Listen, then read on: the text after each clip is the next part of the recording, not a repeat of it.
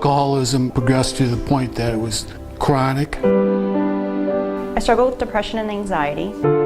We have multiple members of our family that have been treated for chemical dependency. In 2003, I started relapsing. From 13, I started smoking marijuana. I was 21, I had a baby, I had a part-time job, I was homeless. It progressed to prescription pills and then eventually to using heroin every day.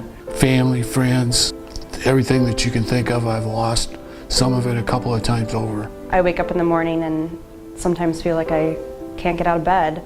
In our family, the abnormal became the normal.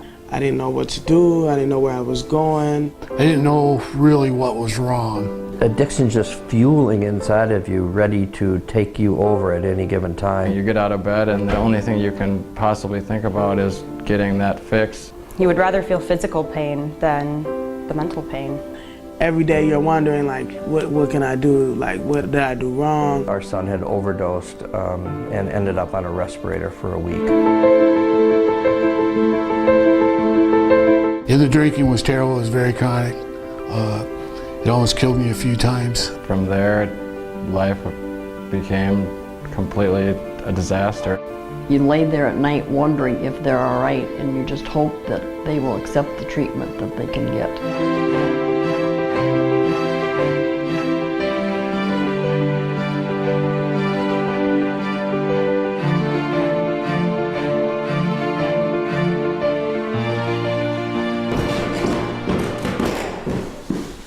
I come from a background, alcoholism, mental illness, those types of things are not acceptable. It was a problem for me when I was 14 years old, and I'm, 52 now. It's been a problem for me all my life. I had been in and out of detox, in and out of treatment. I'd work someplace for a while till I got tired of it. Then I'd go on a big drinking binge. After about 3 weeks, I was really quite sick. I have a pretty long history with the streets. Not in the shelter, but actually on the streets. I struggled with the drinking, always believing that it was the drinking that was the real problem, but it was also not understanding the mental illness. I think the moment that I understood I either needed to do something or just continued to do what I was doing until I died.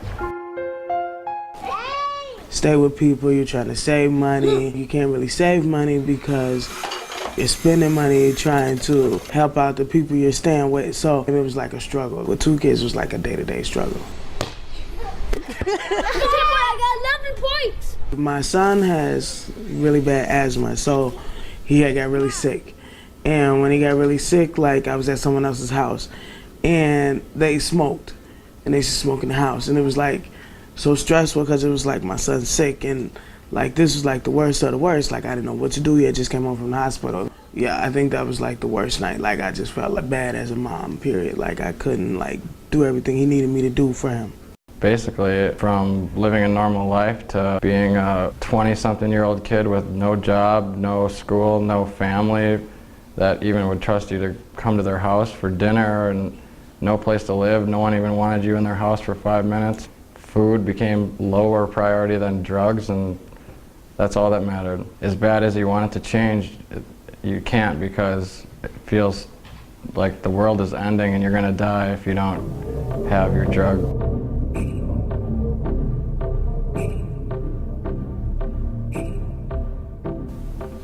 Became one big fiasco, and I got arrested and charged with a bunch of crimes for things I would never do normally or even consider doing. Had I not been able to come here from jail, I probably either would be in prison still or would have probably died.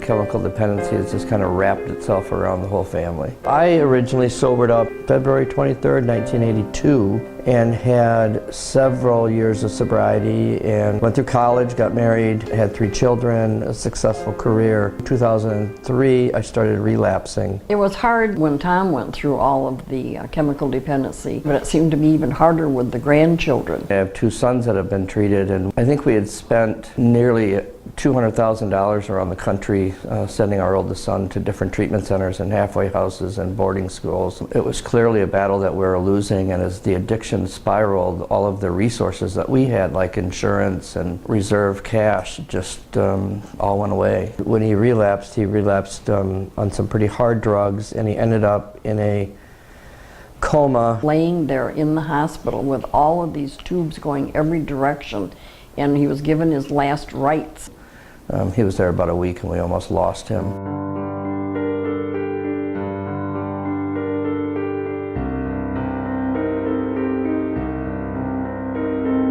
You know, our family used to be just entrenched in active addiction, and now it is fully engaged in recovery. Every time we've come to Tellurian, it's just been a great experience. You know, thanks to the help that I got at Tellurian, I've been sober now for 2.5 years. It gives them the opportunity to start over again. Without Tellurian, I don't know. I don't know if I would still be homeless or what would be my future for my children. Everything they offer, from counseling to the support that you need in every part of your life to fix your relationship with family, and then get a job and go back to school and do the things you need to do to live a normal life again. I'm in school like almost straight A's for the last 3 semesters. My parents and our relationship is like better than it was before it all went downhill years ago. Both of my kids are in school full time. They have a place to call home. I've learned what it is to have good rental history. I've learned what it is to have a foundation and to appreciate that. They've been given a new life. Both of my sons are in college and doing well. I went from being a pile in the middle of the street to being a worthwhile human being. My oldest son is getting married this summer, and we're just real grateful. And I show up for my life every day now, instead of just waiting for it to end.